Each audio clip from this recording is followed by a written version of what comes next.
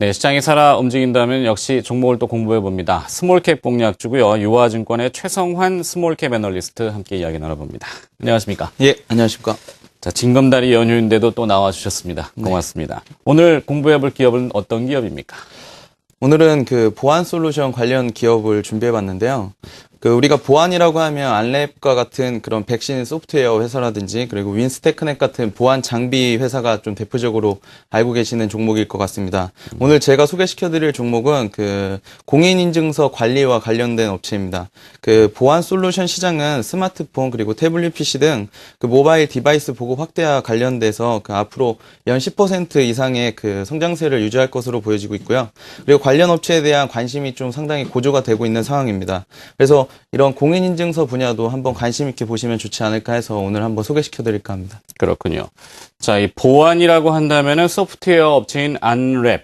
요즘 뭐 이야기가 많았었는데, 그리고 또 이 하드웨어 장비 업체인 윈스테크넷 말고도 또 다른 기업이 있다는 얘기죠. 네. 이 공인인증서는 저도 참 저희 집사람 때문에 애를 많이 먹었습니다. 저희 집사람이 아날로그 스타일이라서 전자로 뭘 거래하는 걸 상당히 꺼려 하더군요. 네. 근데 결국에는 얼마 전에 이 공인인증서를 저를 통해서 이제 받아줬어요. 네. 이제 전자거래를 해보겠다고 하는데, 공인인증서 말도 많고 탈도 많고 까다로운데 관리가 그만큼 중요하다는 이야기가 되겠죠. 네. 관련된 기업은 또 어떤 기업입니까? 오늘은 이러한 보안 솔루션 업체들 가운데서도 공인인증서 관련된 업체 인포바인이라는 회사를 좀 소개시켜 드릴까 하는데요. 인포바인이요? 예. 네, 좀 생소하긴 합니다. 어떤 기업이죠? 인포바인은 공인인증서 보관 서비스 업체로서 2010년 2월 달에 코스닥에 상장을 했는데요. 2000년 설립 초기에는 우리가 모빌리언스나 다날 같은 모바일 결제 서비스 이전에 유선 전화를 통한 결제 서비스 시장이 있었습니다. 그 시장을 바탕으로 해서 기반 사업으로 성장을 하다가 2005년도에 휴대폰 안에 공인인증서를 보관하는 유비키라는 서비스를 성공적으로 런칭하면서 성장의 발판을 마련한 회사인데요. 인포바이는 이 유비키라고 하는 공인인증서 보관 서비스를 운영하고 있는 그런 업체라고 보시면 될 것 같고요. 우리가 인터넷 뱅킹을 이용할 때 공인인증서를 통해서 본인 인증을 하고 있습니다. 그래서 인터넷 뱅킹 이용자들이 이 공인인증서를 컴퓨터 하드디스크에 저장을 한다거나 아니면 USB에다가 따로 넣고 다녔는데요. 그걸 이제 스마트폰이라든지 그 전에 있었던 휴대폰 안에 저장을 하면서 USB를 잃어버리거나 컴퓨터 고장 나거나 했었을 때 불편함을 조금 해소시켜 줄 수 있는 그런 서비스라고 보시면 될 것 같습니다. 유비키는 저도 알아요. 네. 네, 유비키라고 그러니까 기업을 알겠군요. 네. 이게 인포바인이랑 관계가 있군요. 네, 그렇습니다. 저도 이 스마트폰을 쓰면서 은행 거래를 할 때 네. 공인인증서를 담아놓는 곳이 유비키라는 네. 곳이던데 이것이 인포바인. 네, 맞습니다. 비싸던데. 네, 결제를 구매가, 어플리케이션에 해보니까 8.99달러. 네. 물론 이 A사의 제품이지만 네. 이거 참 비싸다 그랬는데 돈 10,000원을 받아갖고 저장을 어쩔 수 없이 써야 되니까. 네. 그렇군요. 이렇게 사용자가 많은 편인가요? 이 유비키라는 게? 일단 사용자 수는 지금 한 250만 명 정도 되거든요. 그러니까 공인인증서를 사용하고 있는 고객들이 전체적으로 봤을 때 2,500만 명 정도 되는데요. 그 중에서 한 10% 정도는 이 유비키를 사용해서 휴대폰 안에 저장을 해서 쓰고 있다고 보시면 될 것 같습니다. 사용 방법을 먼저 소개를 시켜드리면요. 네. 인포바인의 공인인증서 보관 서비스 앱을 일단 설치를 스마트폰에 받으셔가지고 기존의 컴퓨터나 USB에 저장되었었던 공인인증서를 휴대폰으로 옮기게 됩니다. 그리고 계좌 이체를 하게 되면 여기 화면에 나오는 것 같이 이제 우리은행의 이런 포맷인데요. 보면 이제 인증서 위치가 하드디스크라든지 USB 드라이브, 저장 토큰 이렇게 돼 있는데 끝부분에 보시게 되면 이제 휴대폰 부분이 있습니다. 여기서 휴대폰을 클릭하시고 자신의 전화번호를 넣으시면 이제 자기가 가지고 있는 스마트폰에 보안키 16자리를 받게 되거든요. 그러면 이 보안키를 입력을 하게 되시면 이제 로그인이 되는 그런 절차로 좀 진행이 되게 됐습니다. 매번 다른 문자키가 보내지기 때문에 보안에 탁월한 장점이 있고요. 매번 휴대폰으로 보안 문자를 받아서 인증하는 방식이기 때문에 본인 이외에는 좀 다른 사람이 사용할 수 없다는 그런 장점이 있습니다. 그리고 PC가 이제 개인들이 사용하고 있는 한 PC만 뿐만이 아니라 다른 PC를 통해서도 로그인이 가능하고 그리고 스마트폰이라든지 태블릿 PC 안에서도 다 활용될 수 있기 때문에 다양한 디바이스를 사용하는 고객들 대상으로 좀 많이 활용이 되고 있는 부분입니다. 그리고 다음 그림을 보시면요. 유비키 네. 사용자 동향인데요. 일단 그 사용료는 월 900원씩 받고 있습니다. 그리고 지금 보시면은 뭐 올해 추정치가 266만 명 정도가 되는 걸로 알고 있는데 지금 한 250만 명을 넘어선 걸로 지금 파악이 되고 있습니다. 그래서 월 900원씩 통신사로 수납을 하고 있고요.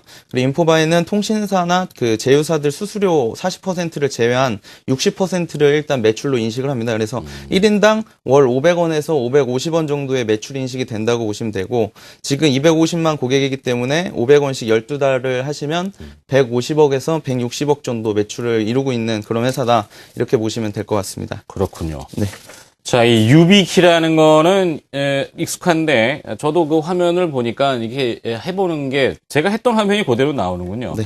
아, 그것을 인포바인이라는 회사에서 하는 줄은 오늘 처음 알았군요. 인포바인의 그럼 실적 이야기 해봐야 될 텐데 앞서 잠깐 언급해드렸지만 비싸요. 그러니까 월 900원이면 연 한 10,000원인데. 네, 맞습니다. 네, 그 중에 60%는 인포바인. 저도 인포바인의 실적에 가세를 한번 도움을 줬었군요. 네. 자, 그럼 실적이 어떤 정도인지 그 월 500원씩 뭐 아까 뭐 대충 얘기하셨는 것 같은데 네. 한번 다시 실적을 사업 부분별로 좀 보죠. 네. 일단 인포바인의 사업은 그 사업 부분별 매출 비중 그림을 좀 준비해 봤는데요. 보시면은 이제 공인인증서 보관 서비스라는 유비키 사업이 전체에서 한 90% 정도 차지를 하고 있고요. 그리고 온라인 게임이라고 해서 지금 태국에 퍼블리싱 되어 있는 그 액션 게임이 있는데 그게 한 10% 정도. 그리고 유선전화 결제 사업이 뭐 지금 없어지고 있는 시장이긴 하지만 한 1% 정도 진행을 하고 있다고 보시면 될 것 같고요. 인포바인의 올해 그 영업 실적은 그 전체 매출액 170억 원 그리고 영업이익 112억 원을 기록할 것으로 추정이 되는데요. 영업이익률이 상당히 높다는 게 특징적인 점입니다. 지금 한 66% 정도로 코스닥에서 최고 수준을 기록을 하고 있고요. 이렇게 수익성이 높은 이유는 앞서 말씀드린 것과 같이 이동통신사의 수수료를 미리 이제 제하고 나머지 부분을 매출로 인식하기 때문에 그 판관비 부분만 제외하게 되면 전부 수익으로 가져간다는 그런 장점이 있습니다. 그리고 인포바인의 실적은 내년에 이제 사업 부분 다각화를 통해서 외형 성장이 상당히 확대될 것으로 보고 있고요. 이런 신사업 가시화에 따라서 재평가가 가능하기 때문에 한번 관심 있게 보시면 좋지 않을까 그렇게 생각합니다. 네. 영업이익률이 68%요. 66% 정도. 66%. 예, 그렇습니다. 대박이군요. 제가 실적에 많은 일조를 한 것 같아서 기분은 좋은데, 뭐, 저는 물론 이 회사랑 관계는 없습니다만. 자, 인포바인의 투자 포인트 그러면 주가는 최근에 조금 올랐다, 이렇게 조정받다, 오늘 다시 이제 오르고 있어요.